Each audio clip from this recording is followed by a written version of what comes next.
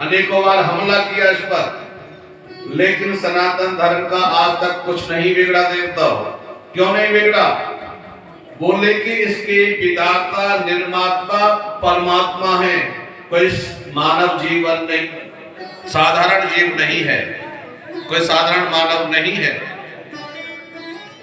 और जितने भी धर्म है ना, सबकी तारीख है, डेट है, सन है, सम्मत है, निर्माता का नाम भी है। अब आपको बताएं, यह सनातन धर्म अनादि है, सबकी सीमा है, लेकिन इसकी कोई सीमा नहीं है। आर्य समाज लगभग 175 साल पुराना है। आर्य समाज की स्थापना को केवल 175 साल हुई है, ठीक है ना।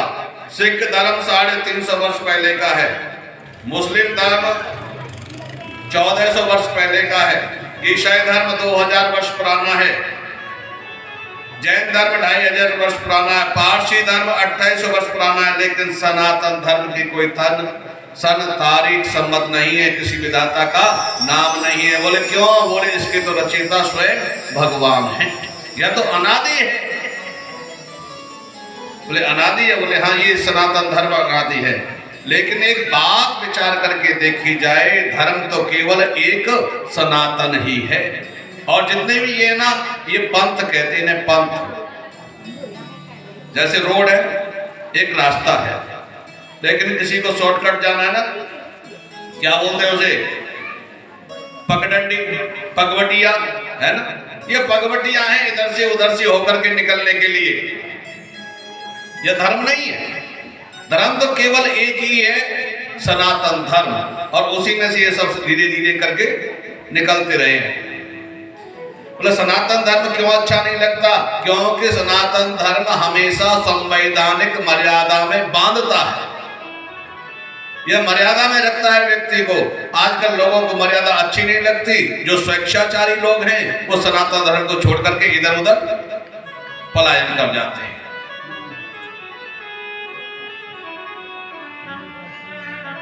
बताते सनातन धर्म को मिटाने का प्रयास किया लाखों बार, लेकिन इसका कुछ नहीं बिगड़ा। आज हिरण्यकश्यप कहते हैं मैं तपस्या करने के लिए जा रहा हूं अपनी पत्नी कयादु से। कयादु वास्तव में ही पतिव्रता है, भगवान को मानने वाली है विशेष। बोले मैं तपस्या करने के लिए जा रहा हूं। बोले कहां जा रहे हो? बोले कि मैं तपस्या करके आऊंगा और इस सनातन धर्म को मिटा करके रहूंगा। कयादु कहती है पतिदेव, उससे तो नहीं बोली कुछ, वो चला गया। और जाने के बाद में क्या हुआ? प्रार्थना करती है परमात्मा से, प्रभु ये आपकी तपस्या के लिए आ रहे हैं, इन्हें की तपस्या पहली बात तो पूरी ना हो, और पूरी भी हो जाए तो आप ऐसा कोई वरदान नहीं देना जिससे सनातन धर्म को कोई आघात पहुंचे। चले गए तपस्या करने के लिए। अब एक पीपल के वृक्ष के नीचे जंगल में जाकर के बैठ गए, खड़े हुए। अब खड़े होकर के महाराज तपस्या करने लगे। कैसी तपस्या? अब एक दाएं पैर के अंगूठे पर खड़े हो गए और दोनों हाथ ऊपर को कर लिए। ऊर्ध्व बाहो नमो दृष्टि, ऊपर को बाहो कर लिया, ऊपर आकाश में दृष्टि कर ली, एकदम खड़े हो गए। ओम ब्रह्मणे नमः, ओम ब्रह्मणे नमः, ऐसा करके जाप करते। देवगुरु बृहस्पति एक तोते का रूप बना करके आए और पेड़ के ऊपर बैठ गए, और पेड़ के ऊपर बैठ करके बोलते हैं नारायण नारायण नारायण। उन्होंने तो हिरण्यकश्यप ने तोते को उड़ाया, तोता उड़ के चला गया। दोबारा तोता जब करने लगे, तोता फिर आ गया। जब तोता दोबारा आ गया, फिर उड़ा दिया, तोता फिर आ गया। दूसरी जगह गए, दूसरी जगह जाकर के जब करने लगे ओम ब्रह्मणे नमः, ओम ब्रह्मणे नमः, ओम ब्रह्मणे नमः। ऊपर से तोता बोलने लगा नारायण नारायण नारायण। बोले आज तो ऐसा लगता है तपस्या प्रारंभ करने में विघ्न आ गया, चलो घर चलते। घर आ गए महाराज। कयादु ने पूछा तपस्या पूर्ण हो गई आपकी? प्रभु दर्शन हो गया? बोले नहीं देवी, आज तपस्या प्रारंभ करने में विघ्न आ गया। बोले क्या विघ्न आ गया? बोले मैं जिस वृक्ष के नीचे था ना, उस वृक्ष के ऊपर एक तोता मेरे शत्रु का नाम ले रहा था, नारायण नारायण नारायण। ऐसे महाराज कयादू के तो खुशी का कोई ठिकाना नहीं रहा।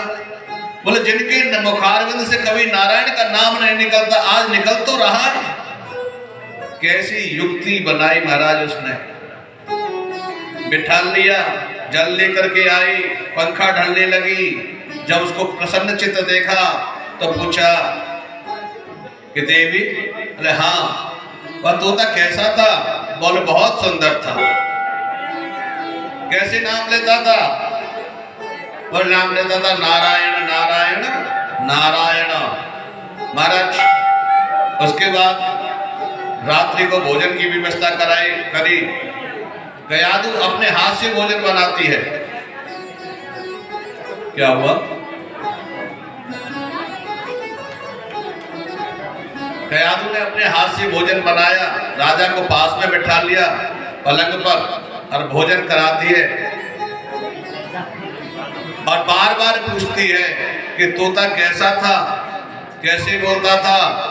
वह बार बार कहता है, बोलता था नारायण नारायण नारायण। तोता कैसे बोलता था? तोता कैसे बोलता था?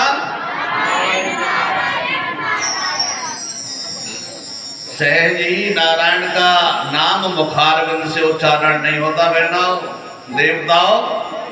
तोता कैसे बोलता था? अब अब कच्चू से बहना तो देख रही है, कहकार है, मैं समझ नहीं। अरे बहना, मैं ये कह रहा हूं कि जब तोता बोलता था, 3 बार बोलता था नारायण नारायण नारायण, तो हिरण्यकश्यप उसे कैसे बताते अपनी पत्नी को क्या बोलता था?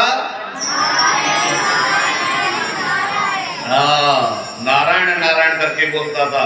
भगवान का नाम सहज ही मुखारविंद से नहीं निकलता भैया। आपका दोष नहीं है, आप तो सौभाग्यशाली हो, फिर भी ले तो रहे हो ना, कैसे करके ले तो रहे।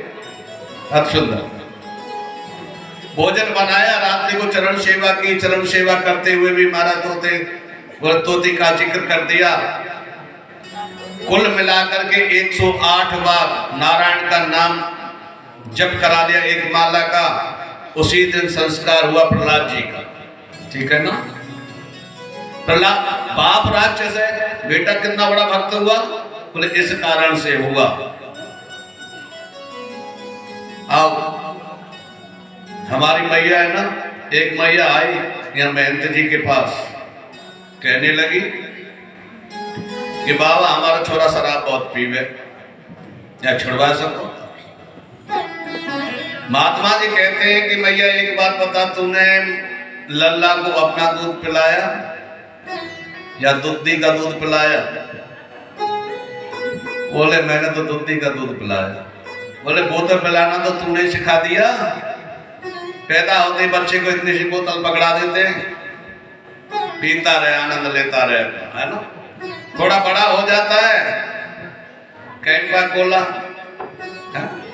कोको कोला आदि व्यादि अनेक प्रकार के चलने, हमें तो नाम भी याद नहीं है, उन बोतलों को पीने लग जाता है। थोड़ा और बड़ी समाज में बैठने लगता है महाराज, वो बड़ी समाज होती है बोतलों वाली, बड़ी समाज में बैठने लगता है ना, तो छलकती बोतल का पानी उस बोतल को पीता है। ज्यादा पीते पीते पीते पीते जब फेफड़े गल जाते हैं ना, तो अंततोगत्वा ग्लूकोज की बोतलें लगती रहती है। कैसे करके कहते हैं माँ बाप पत्नी बच्चे कैसे करके बच जाए। अरे यह दूध है, हमारी माता बहनों के दूध कब आता है? जब संतान उत्पन्न हो जाती है, जब ही तो हृदय में दूध आता है ना, उससे पहले दूध तो नहीं आता। और जब बच्चा सियाना हो जाता है फिर दूध रहता तो नहीं है। तो ये दूध किस लिए आता है? बच्चे के लिए ही तो आता है ना। अगर उस दूध को हम बच्चे को नहीं पिलाएंगे तो माँ का वह संस्कार बच्चे के हृदय में कैसे जाएगा? वह माँ की ममता बच्चे के हृदय में पहुंचेगी नहीं, उसकी खोपड़ी में माँ की ममता घुसेगी नहीं। उसकी खोपड़ी में तो वही भैंस वाली ममता घुसेगी, गाय वाली ममता घुसेगी, घुसेगी कि नहीं घुसेगी? उदाहरण है महाभारत का।